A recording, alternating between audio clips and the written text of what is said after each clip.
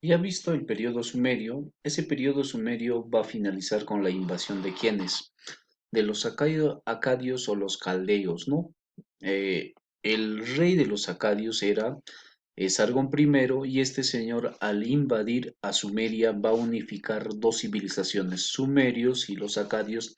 Por lo tanto, este Sargón primero sería considerado como el primer emperador de la historia. Entonces, ¿cómo se llama el primer imperio de la historia?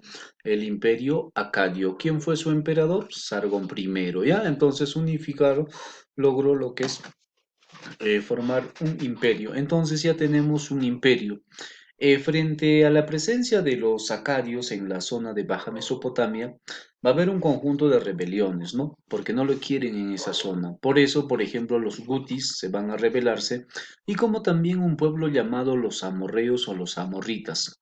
Y estos señores amorreos o amorritas terminarían expulsando a los acadios de la región de Sumeria. Entonces vamos a tener que el Sumeria otra vez vuelve a ser libre y se empieza a reorganizar de la mejor manera. Pero el pueblo llamado de los amorritas, ¿qué es lo que van a hacer? Se van a establecerse al borde del río Éufrates, fundando lo que es la ciudad de Babilonia. Y justamente en Babilonia vamos a tener pues al sexto rey, ¿no? En lo que nos interesa es el sexto rey. ¿Quién? El rey Hammurabi. Y este señor ha saltado a la historia y tiene importancia, ¿por qué? Por haber promulgado lo que es el código de Hammurabi en la estela de Susa. Entonces, bien claro, el código de Hammurabi se encuentra en la estela de Susa, en las cuales vamos a tener un promedio de 282 leyes. Estas leyes eran pues para proteger a la familia, la propiedad privada eh, y también para equilibrar la justicia. De las cuales, de las 282 leyes, lo que nos pregunta siempre en los exámenes de admisión es sobre la ley del talión, que traducido lo podemos decir ojo por ojo, diente por diente. ¿Por qué motivos ha sido promulgada esta ley? Para evitar lo que es la venganza, ¿no? Por ejemplo, supongamos en una riña, ¿no? Entre varones te peleas, pero en esa riña, en esa pelea, te fracturaron uno de los brazos. ¿Cuál sería el castigo? Tú por lo que te ha fracturado uno de los brazos, estás con rencor, estás con venganza, estás con ganas de matarlo, ¿verdad? Entonces, para evitar esa venganza, para evitar esa muerte, ¿qué dijeron? Si te ha dañado en el brazo, tú también lo tienes que hacer en el mismo brazo, ¿no?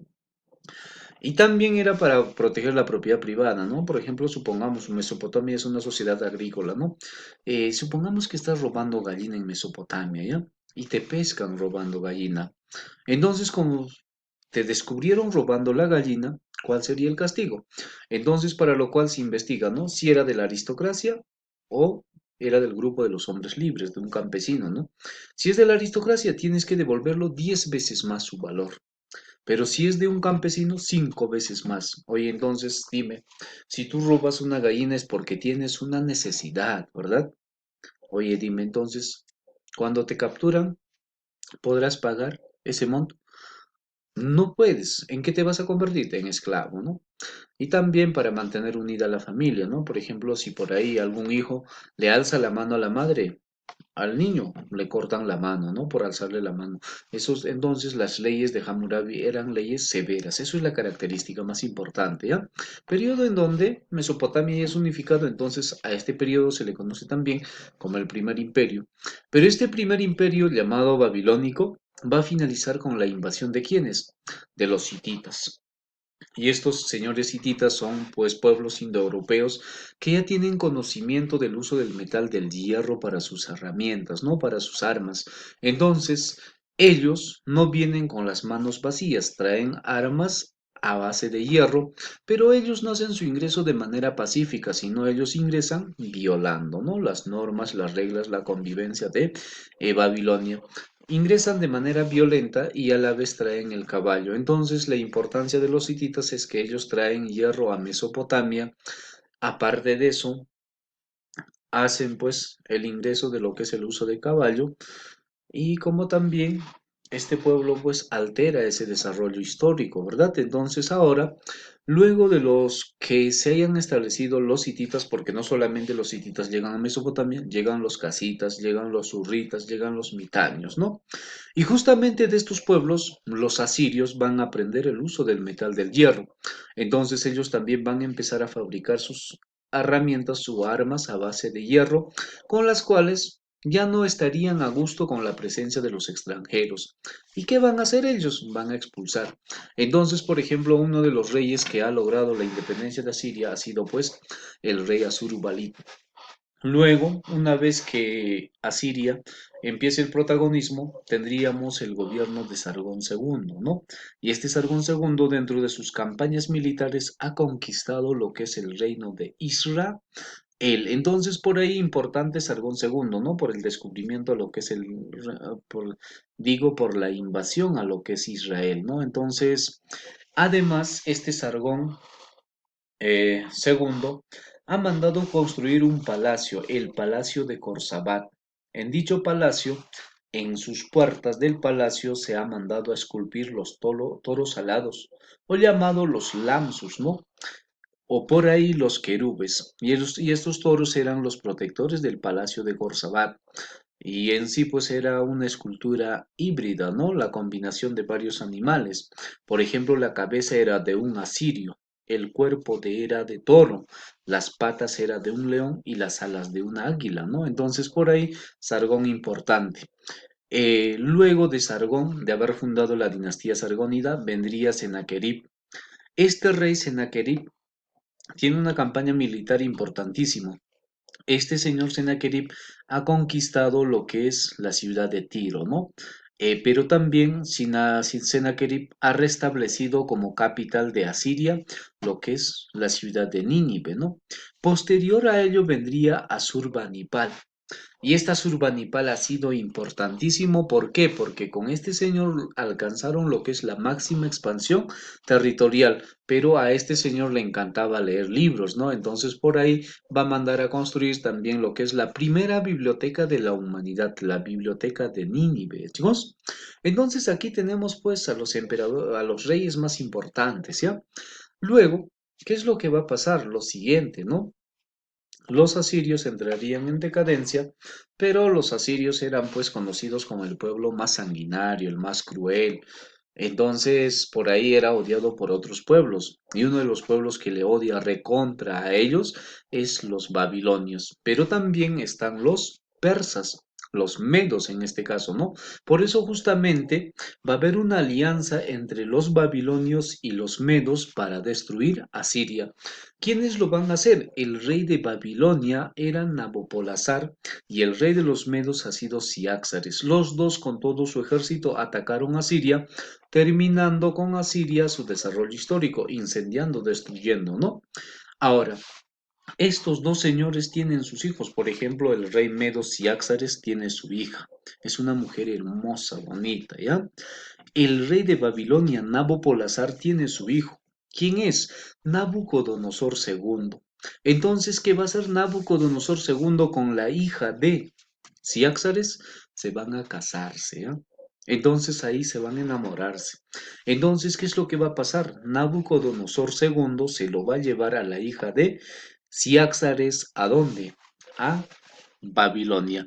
Entonces ahí vamos a tener la formación del periodo neobabilónico. Ojo, sin antes decir que el fundador de este periodo ha sido Nabopolassar. El quien lo va a llevar a su apogeo, ¿quién ha sido? Nabucodonosor segundo. Y recuerda que Nabucodonosor segundo ha sido pues importante porque conquistó al reino de Judá. A muchos judíos, ¿qué hizo? Capturó y se los trajo a Babilonia para que sean esclavos. A eso se llama el cautiverio babilónico. Pero no solamente eso, sino que este señor Nabucodonosor II destruyó el templo de Jerusalén. Producto de la destrucción, ¿qué pasó con los judíos. Muchos de ellos se dispersaron por el mundo, en donde Nabucodonosor II realizó la primera diáspora y otros fueron capturados y llevados a Babilonia, por eso van a estar en un cautiverio. Y estos señores judíos que han llegado a Babilonia son los que van a construir para Nabucodonosor lo que es jardines colgantes en honor a su esposa. Y no solamente eso, sino también la Torre de Babel. Nabucodonosor II muere temprano, entonces vamos a tener pues a Baltasar, ¿no? ¿Qué pasó con Baltasar? O Nabónido, cuando él está gobernando, ingresaría el ejército del Imperio Persa, liderado por Ciro II el Grande. Cuando Ciro II el Grande llegó a lo que es las puertas de Babilonia, salió pues Baltasar o Nabónido. Entonces este señor cuando llega donde, con la finalidad de luchar, ¿qué es lo que pasó? Pero finalmente cuando llega donde Ciro, lo único que va a hacer es ponerse de rodillas y besarle pues los pies, someterse pacíficamente, sin derramamiento de sangre. Es ahí donde Ciro, ¿qué es lo que va a hacer? Con los judíos los va a liberar. Oye, regresen a su pueblo, ¿no? Y justamente se va a convertirse pues Mesopotamia en una satrapía más, ¿no? Posteriormente. Ya tenemos, eso sería el fin de la Mesopotamia con la conquista de los babilonios. Ahora, en cuanto a los aportes culturales, por ejemplo, vamos a tener la construcción de los siguras, ¿no? Que eran plataformas pues superpuestas en forma de pirámides truncas escalonadas que tenían como funciones, por ejemplo, lo que es la función de eh, adorar a sus dioses, centro administrativo, pero también observatorio astronómico. Y en el caso de los toros alados vamos a hablar pues de las esculturas que mandó pues Sargón II, ¿no? Y como también jardines colgantes en honor a la esposa de quien, del rey Nabucodonosor. Y como también lo que es la construcción de la torre de Babelia. Ahora, otro aspecto importante también es con respecto a la escritura, ¿no? Recuerda que la primera escritura se encuentra en ¿dónde? En Mesopotamia. Se llama cuneiforme. ¿A raíz de qué surge? A raíz de una necesidad de qué? De registrar la producción, de comunicar, de guardar información. Por ejemplo, esta escritura estaban pues hechas en arcillas de barro, ¿no? Entonces aquí vamos a tener en tablillas de arcilla que ha sido descifrada por Henry Rawlinson, ¿no? Ellos también realizaron lo que es la numeración sexagesimal, como también inventaron el arado y gracias a esa actividad recaudaron productos, también inventaron lo que es la rueda, ¿no? Sumeria, que ha permitido facilitar el transporte del comercio. Aparte de ello, también ellos tienen pues aportes en lo que es la astronomía, ¿no? Como hemos dicho, conocieron 5 planetas, pero ellos pensaban que eran sus dioses, ¿no? Aparte vamos a tener lo que es el establecimiento de lo que es el calendario, ¿no? Y es más también el calendario lunar, ¿no? Como también el horóscopo, el zodiaco. Aparte de eso también tenemos las estelas, la estela de Susa en este caso, en donde se encuentra el código de Hammurabi. Entonces, bien claro, chicos, serían los aportes más importantes de Mesopotamia. Dime entonces, ¿con quién lograron la máxima expansión territorial? Con Asurbanipal, ¿no? La primera escritura, ¿cómo se llama? Cuneiforme, entre otras más. Tiene aportes importantes. eh, Esta Mesopotamia, por eso justamente pues en la actualidad seguimos utilizando muchos de sus inventos, muchos de sus aportes, ¿no? La escritura, por ejemplo, pero ya no será de cuneiforme, pero es otro tipo, ¿no? Tenemos la rueda que sigue hasta ahora. Ellos establecieron, por ejemplo, la primera narración literaria de la historia, el poema de Gilgamesh, ¿no? La circunferencia, que era 360 grados, hasta ahora seguimos utilizando, ¿no?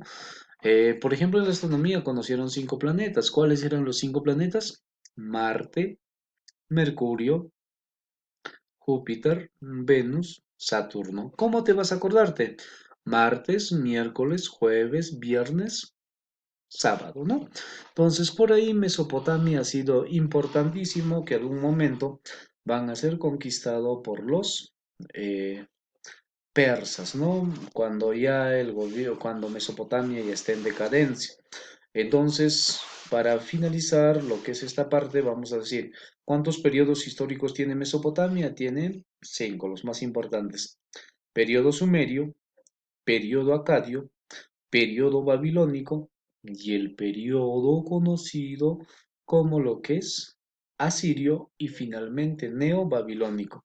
En el periodo sumerio tenemos los enciolos patesis, acadio, Sargón I, en babilónico, Hammurabi, en asirio tenemos a Sargón II y Asurbanipal, y en el periodo neobabilónico tenemos ¿a quién? A Nabucodonosor II.